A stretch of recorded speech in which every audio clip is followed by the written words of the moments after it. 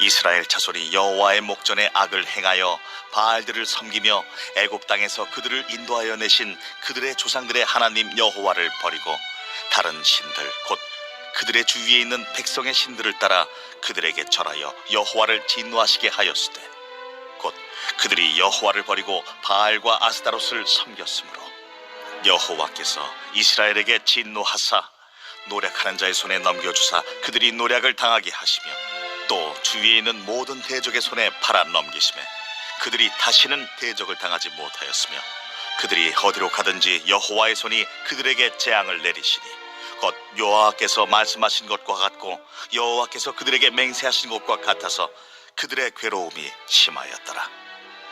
여호와께서 사사들을 세우사 노략자의 손에서 그들을 구원하게 하셨으나 그들이 그 사사들에게도 순종하지 아니하고 오히려 다른 신들을 따라가 음행하며 그들에게 절하고 여호와의 명령을 순종하던 그들의 조상들이 행하던 길에서 속히 치우쳐 떠나서 그와 같이 행하지 아니하였더라.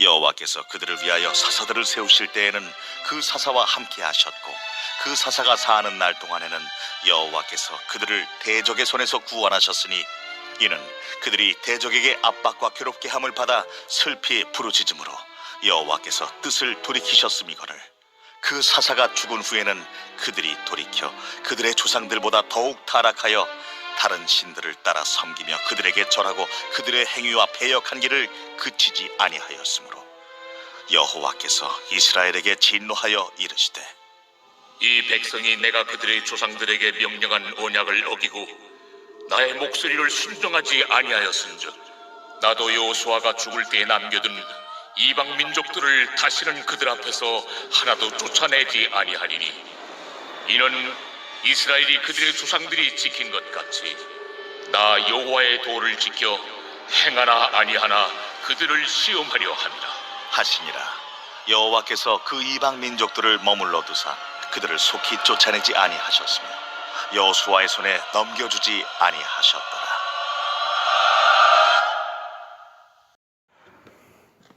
여호수아의 죽음 이후부터 이스라엘의 첫 번째 왕인 이 사울 왕이 세워지기 전까지의 그 기간을 우리는 사사시대라고 부릅니다. 그 사사시대 기간은 약 400년입니다. 약 한 400년에서 450년 정도 우리가 예상하고 있습니다. 오늘 본문은 그 약 400년의 시간 동안 이스라엘 백성들의 이 영적인 상태가 어떠했는지를 압축적으로 보여주고 있습니다. 여러분, 사사시대는 마치 이것과 같습니다. 그림을 하나 보시자면 이것이 이제 다람쥐 쳇바퀴죠. 다람쥐가 열심히 달리지만 늘 제자리에 있고 또 이 바퀴가 빙글빙글 돌아서 또다시 제자리로 오지 않습니까? 계속 그 같은 자리가 반복이 됩니다. 사사시대는 이 다람쥐 쳇바퀴처럼 어떤 나쁜 일들이 혹은 좋은 일들이 계속 이렇게 반복이 됩니다. 이것을 이제 악순환이라고 합니다. 사사시대에는 어떤 반복적인 악순환이 있었습니다. 어떤 패턴이 있었다라는 거죠. 사사시대의 그 악순환을 오늘 본문을 통해서 한번 살펴보고자 합니다. 사사시대의 악순환 첫 번째는 바로 반역입니다. 반역. 오늘 본문 11절에 보시면 이스라엘 자손이 여호와의 목전에 악을 행하여 바알을 섬기고 라고 하죠. 이스라엘 백성들은 여호와의 목전에서 악을 행하였다. 눈앞에서 악을 행했다라는 말은 그만큼 이스라엘 백성들의 죄가 짙었다라는 것입니다. 안하무인이라는 말 있지 않습니까? 그죠? 그리고 후한무치라는 말도 있죠. 부끄러움을 모르는 것입니다. 우리가 어떤 사람들 눈앞에서 막 이렇게 부끄러운 짓을 대놓고 하지는 못하지 않습니까? 근데 그렇게 하는 사람은 뭐예요? 부끄러움을 모르는 거예요. 마치 이 사사시대의 이스라엘 백성들이 죄를 짓는 것을 부끄러워하지 않았습니다. 그러니 하나님 목전에서 그렇게 반역의 죄를 저질렀던 것입니다. 왜 이스라엘 백성들은 이처럼 영적으로 나빠진 상태가 되었을까요? 13절에 보시면 곧 그들이 여호와를 버리고 바알과 아스다롯을 섬겼다라고 말합니다. 이스라엘 백성들은 그 대대로 목축업을 했습니다. 소, 양, 염소 이런 것들을 길렀습니다. 그런데 이제 가나안 땅에 딱 들어가서 그곳에 정착을 하고 보니 이제 농사를 지어야 합니다. 막상 농사를 지으려고 하다 보니까 아는 게 없습니다. 그래서 어떻게 합니까? 농사를 잘 아는 사람이 필요합니다. 누굽니까? 그 가나안 땅에 살고 있었던 이 가나안 주민들입니다. 하나님은 그들을 쫓아내라고 하셨으나 농사를 잘 짓고 싶은 마음에 그들과 화친을 맺고 그들을 또 종으로 그렇게 삼기도 하였습니다. 이스라엘 백성들이 가나안 주민들에게 농사에 대한 도움을 받으면서 가까이 지내다 보니까 가나안 사람들은 가지고 있는데 이스라엘 백성들 자신들에게는 없는 어떤 무엇을 발견했습니다. 그것이 무엇인가 하면 바로 바알과 아스타롯이라는 우상이었습니다. 여러분, 바알은 이렇게 생겼습니다. 이 당시에 이 가나안 땅에서 섬기던 바알이라는 우상입니다. 위에 보시면 머리에 뿔이 있죠. 그죠? 이 뿔은 소의 뿔을 상징합니다. 고대부터 이 농사를 지었습니다. 그때 소를 사용했죠. 소는 농사 짓는데 아주 절대적으로 필요한 그런 재산이었습니다. 그래서 놔두세요. 바알 신의 이 머리에는 이 소뿔을 이렇게 달아놓은 것입니다. 그리고 이 손에 보면 삐쭉삐쭉한 무슨 갈대 같은 지팡이를 막대기를 들고 있죠. 예, 저게 뭔가 하면 비와 번개를 상징합니다. 이 비는 농사 짓는데 절대적으로 필요한 것이죠. 그래서 이 소뿔을 상징하는 소, 그리고 이 비를 내려준다는 이 바알신, 가나안 사람들이 이 바알 우상을 섬긴 것은 이처럼 농사가 잘 되게 해주는 신이다, 이제 그렇게 믿었기 때문에 이스라엘 백성들도 그 가나안 사람들이 믿고 있던 이 바알 신을 그래, 우리도 그러면 이 신을 믿으면 농사가 잘 되겠네, 이렇게 여겨서 이제 바알 신을 믿기 시작했습니다. 그 외에 또 아스다롯이라는 그런 여신을 섬겼습니다. 여러분, 이 아스다롯이라는 여신은 가만히 보면 손으로 자기의 가슴을 이렇게 모으고 있습니다. 이것은 아기에게 젖을 먹이는 동작입니다. 그리고 이 동상을 보시면 유난히 저 엉덩이가 크게 이렇게 만들어져 있죠. 옛날 사람들은 엉덩이가 펑퍼짐하면 애를 잘 낳는다, 이제 그런 생각을 했습니다. 즉, 이 아스다롯이라는 이 여신은 다산과 풍요로움을 관장하는 그런 여신으로 여겨져서 가나안 사람들이 섬겨왔던 것입니다. 이 바알과 아스다롯 이 우상은 주머니에 이렇게 쏙 들어갈 수 있을 만큼 그런 작은 크기로 만들어져서 그 당시에 많은 사람들이 휴대하고 다녔습니다. 마치 우리 스마트폰만 하듯이 한 10cm, 15cm 이렇게 크기로 만들어가지고 그 우상들을 항상 주머니에 넣고 다니면서 시도 때도 없이 늘 언제나 늘 가까이 이 우상을 섬겼다라는 것이죠.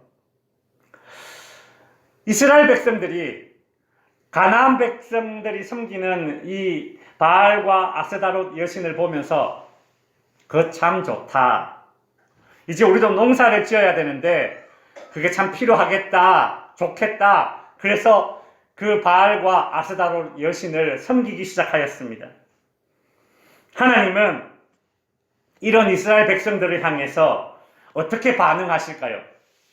사사시대의 악순환 두 번째는 심판입니다. 오늘 본문 14절을 보시면 여호와께서 이스라엘에게 진노하사 노략하는 자의 손에 넘겨주었다라고 하십니다.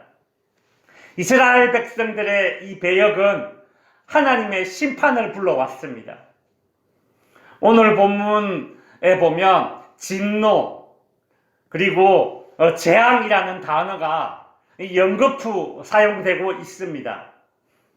성도 여러분, 하나님은 자신의 자리에 다른 것을 세우는 것을 아주 싫어하시죠. 그래서 심판하십니다. 이스라엘 백성들은 가나안 땅의 우상 이 바알과 아스타롯을 농사의 풍년을 가져다 준다는 이유로 다산과 풍요로움을 가져다 준다는 이유로 섬겼지만 그 결과는 오히려 심판, 재앙이었습니다. 하나님의 심판은 이 이스라엘을, 우상을 섬기는 이스라엘을 노략하는 자들의 손에 넘기시는 그런 심판을 하셨습니다. 이스라엘을 노략하는 자들은, 민족은 한두 민족이 아니었습니다. 이스라엘이 가나안 땅에 이렇게 있다면 이 가나안 땅 주변에 살고 있는 많은 민족들을, 이 이스라엘을 노략하는 그런 도구로 하나님께서 사용하셨습니다. 이 사사시대 400년 동안 이스라엘을 침략했던 그 민족들을 순서적으로 살펴보면 대략 이렇습니다. 첫 번째 메소포타미아, 두 번째 모압, 세 번째 블레셋, 네 번째 하솔, 그 다음 다섯 번째 미디안, 여섯 번째 블레셋 암몬, 일곱 번째 암몬, 여덟 번째 블레셋. 이스라엘 주변에 있는 이런 민족들이 이와 같은 순서대로 차례대로 이 400년 동안 이스라엘을 침략했던 것입니다. 여러분 대충 세려도 8번 아닙니까? 8번. 우리 할아버지, 할머니 세대가 일제의 침략을 겪었고 우리 아버지, 어머니 세대가 6.25 전쟁을 겪었는데 그 이후에 저희 세대와 저희 자녀 세대는 전쟁을 모르지 않습니까? 우리가 고생을 하면서도 그래도 우리 자녀들 세대에는 괜찮겠지. 우리 자녀들 세대에는 발 뻗고 잠잘 수 있겠지. 우리 자녀들 세대에는 배 안 곪고 살 수 있겠지. 그런 희망을 가지며 우리 어르신들이 버텨왔습니다. 그런데 사사시대 이 400년 동안은 이런 희망을 가질 수가 없었습니다.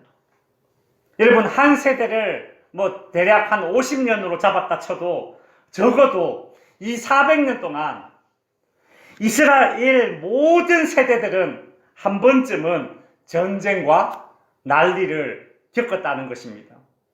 여러분 최소한 8번의 침략을 받았으니까 그죠? 400년 동안 8번. 그러니까 50년에 한 번씩 아닙니까? 모든 세대들이 다 이런 전쟁과 난리를 겪은 것입니다. 오늘 본문 15절에 보시면 그들이 어디로 가든지 여호와의 손이 그들에게 재앙을 내리시니 그들의 괴로움이 심하였다라고 하죠. 대를 이어서 약탈을 당하고 노예로 잡혀가는 겁니다. 그러니 얼마나 고통스러웠겠습니까? 이 절망스러운 상황에서 이스라엘은 정말 희망이 없어 보입니다. 희망이 보이지 않는 고통은 이스라엘 백성들로 하여금 회개하도록 하였습니다. 사사시대의 악순환 세 번째는 이제 회개입니다. 오늘 본문 18절 후반부에 보시면 그들이 대적에게 압박과 괴롭게 함을 받아 슬피 부르짖었다라고 하죠. 이스라엘 백성들의 부르짖음은 하나님으로 하여금 마음을 돌이키게 하였습니다. 성도 여러분, 우리 인생사에서 정말이지 답 없어 보이는 그런 수많은 문제들이 있는데 의외로 그 답이 너무 간단할 때가 있습니다. 그 답이 무엇입니까? 회개입니다. 하나님 앞에서 울고 나니 안 보이던 길이 보이고 없던 다리가 놓여지고 가로막고 있던 산이 무너지고 평지가 되고 태산과 같은 그런 파도가 잔잔해지는 것입니다. 저는 덕지교회 모든 성도님들이 하나님의 자녀로서 그와 같은 기적을 경험할 수 있기를 바랍니다. 여러분, 의외로 답은 간단합니다. 내 생각에 이 문제는 도저히 풀릴 것 같지 않은 우리 인생의 문제야. 그러나 의외로 간단합니다. 회개입니다. 회개입니다. 사사시대 이스라엘 백성들이 주변의 이런 다양한 민족들의 압제로부터 벗어날 수 있는 길은 오로지 하나님의 개인만이 가능한 그런 길이었습니다. 그래서 사사시대의 약순한 네 번째는 무엇인가 하면 구원입니다. 하나님은 부르짖는 당신의 백성들의 신음소리를 외면하지 않으시고 구원을 베푸셨습니다. 하나님의 구원은 어떻게 이스라엘 백성들에게 베풀어졌습니까? 오늘 본문 16절에 보시면 여호와께서 사사들을 세우사 노략자의 손에서 그들을 구원하셨다라고 합니다. 하나님은 이 사사시대에 자그마치 12명의 사사들을 보내어서 이스라엘을 구원하셨습니다. 이런 상상을 해봤습니다. 우리가 임진왜란 때에 이순신 장군이 있었다면 하나님께서 사사시대에 이스라엘 백성들을 위해서 이순신과 같은 장군을 12명이나 보내준 것입니다. 이게 얼마나 큰 은혜입니까? 하나님께서 이렇게나 많은 사사들을 통해서 이스라엘을 구원해 주신 것은 이스라엘 백성들의 회개가 그만큼 완벽했다라는 뜻이 아닙니다.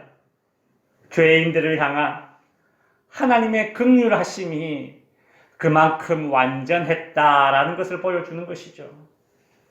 그렇게 사사들을 통해서 구원받은 이 이스라엘 백성들은 드디어 평화를 누리게 됩니다. 마치 우리나라가 1945년에 이 광복의 기쁨을 누리듯이 말입니다. 사사시대의 악순환 다섯 번째는 평화입니다. 평화.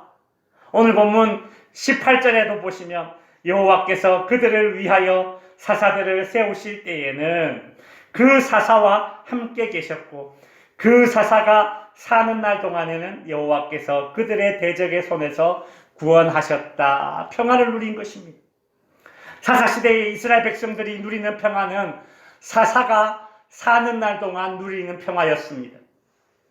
이스라엘 백성들은 자기에게 평화를 가져다 준 사사, 하나님께서 사용하신 그 사사를 자기 눈으로 직접 보면서 그래, 우리가 아람에게, 모압에게, 블레셋에게, 미디안에게 고통을 겪을 때에 저 사사가 갑자기 나타났지. 그런 생각을 했었습니다. 그래서 자신들에게 고통을 몰고 온 그 원인이 되는 우상, 바알과 아스다롯을 더 이상 선택하지 않고 우리에게 평화를 몰고 온 사사에게 순종하기를 선택했습니다. 사사시대 이스라엘 백성들, 하나님의 백성들이 누리는 그 평화는 오로지 내가 우상을 선택할 것인가 아니면 사사에게 순종하기를 선택할 것인가에 달린 것입니다. 여러분, 그렇습니다. 하나님의 백성들이 누리는 평화는 내가 하나님의 말씀에 순종하는가 하지 않는가에 달린 것입니다. 그러나 애석하게도 이스라엘 백성들이 누리는 이 평화의 시기는 그리 길지 못하였습니다. 사람이 등 따시고 배부르면 딴 생각을 한다라는 말이 있지 않습니까? 등 따시고 배부르면 참 좋은데 문제는 나를 등 따시고 배부르게 해주신 분이 하나님이심을 알아야 하는데 이스라엘 백성들은 그렇지 못했다라는 것입니다. 오늘 본문 19절에 보시면 그 사사가 죽은 후에는 그들이 돌이켜 그들의 조상들보다 더욱 타락하여 다른 신들을 섬기며 그들에게 절하고 그들의 행위와 패역한 길을 그치지 아니하였다라고 합니다. 사사시대에 이 이스라엘 백성들은 사사가 살아있을 때에는 하나님 말씀에 순종하여 평안을 누렸으나 사사가 죽으면 이전보다 더욱 타락하여 우상을 섬겼습니다. 그래서 사사시대의 악순환 마지막 6번째는 다시 제자리로 돌아온 것입니다. 무엇입니까? 다시 반역을 한 겁니다. 다시 반역을 한 것입니다.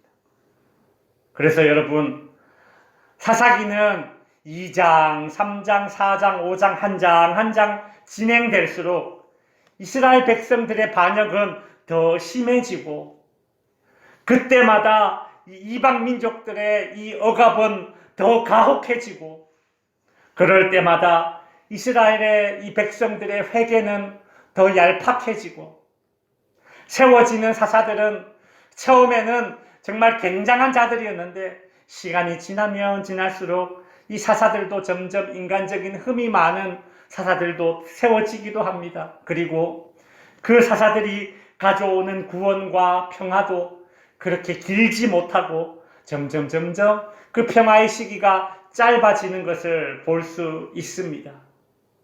말씀을 정리하겠습니다. 제가 어릴 때 저희 시골집에서 강아지를 여러 마리 키울 때에 제가 목격한 것이 있습니다.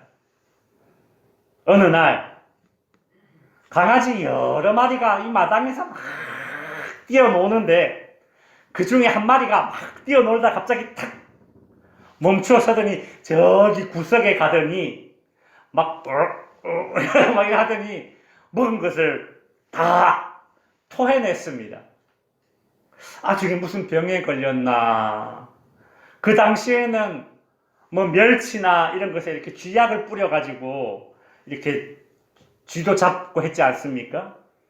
아니면 이 콩에다가 뭐 농약을 뿌려가지고 밭에 이렇게 뿌려놔서 새들이 그거 먼저 쪼아먹고 이제 농작물 심어 놓은 거 해치지 않도록 그렇게 뭐 쥐도 잡고 새도 잡고 그랬기 때문에 즉 강아지가 뭐 쥐약을 먹었나 이런 생각을 했었습니다.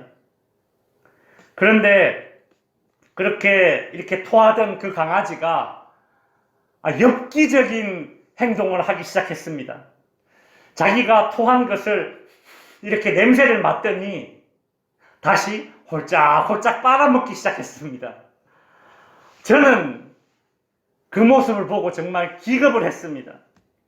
그 모습을 보고 나니까 그전에는 그렇게 귀엽던 강아지가 귀엽게 보이지 않았습니다. 저는 그 강아지가 저에게 달려오는 것이 싫었습니다. 그래서 다른 강아지는 만져주고 그 강아지가 저에게 다가오면 저는 도망을 다녔습니다. 그런데 우리 집 강아지만 그런 게 아니었습니다. 잠언 26장 11절에 보니까 이런 말이 있더군요. 개가 그 토한 것을 도로 먹는 것 같이 이스라엘 개도 토한 것을 다시 먹는구나. 개가 그 토한 것을 도로 먹는 것 같이 미련한 자는 그 미련한 것을 거듭 행하느니라 라는 말이 있었습니다. 세상에 우리 집 개만 그런 것이 아니라 이스라엘 개도 그렇다는 거죠. 개가 토한 것을 다시 먹는 것 같이. 이 사사시대의 이스라엘 백성들은 반역을 하고 심판을 받고 심판받으니까 괴로우니까 부르짖고 회개하고 하나님이 구원해 주시고 구원받으니까 평화를 누리니까 등 따시고 배부르니까 다시 죄를 짓는 이 악순환이 400년 동안 자그마치 7번이나 반복됩니다. 대단하죠. 그러니 한 세대가 한 번쯤은 난리를 겪고 한 세대가 한 번쯤은 하나님의 은혜를 잊고 다시 반역을 한 것입니다. 개가 토한 것을 도로 찾는 것 같이 400년 동안 이스라엘 모든 세대들은 한 번쯤은 이와 같은 일을 하였던 것입니다. 여러분, 사람이 참 온갖 똑똑한 척은 다 하지만 사실 그러고 보면 참 미련한 것 같습니다. 그렇게 은혜를 받았으면서도 그것을 잊어버리고 다시 우상을 섬기는 이 이스라엘 백성들, 용서받은 은혜가 얼마나 큰지 그 은혜를 망각하고 살면 미련한 자입니다. 죄가 얼마나 더러운지를 모르고 살면 그것이 미련한 자입니다. 죄의 결과가 얼마나 무서운 줄 모르고 살면 그것이 미련한 것입니다. 저는 어릴 때 토한 것을 다시 먹는 그 강아지가 더럽다고 가까이 다가오는 것이 싫어서 도망 다녔지만, 사실 죄가 얼마나 더러운 줄 모르고 살아가는 이 나라는 인간이, 죄를 거듭 행하고 살아가는 이 나라는 인간이 그 토한 것을 다시 먹는 강아지와 별반 다름이 없다라는 것입니다. 성도 여러분, 우리는 사사시대를 살아가고 있습니다. 하나님 믿기가 점점 힘들어지는 시대, 신앙을 지키고 살아가기가 점점 힘들어지는 시대를 살아가고 있습니다. 하나님의 은혜를 잊어버리고 죄가 얼마나 더러운 것인지 망각하며 살아가는 사사시대입니다. 사사기가 오늘날 우리에게 주는 교훈을 우리 모두 기억합시다.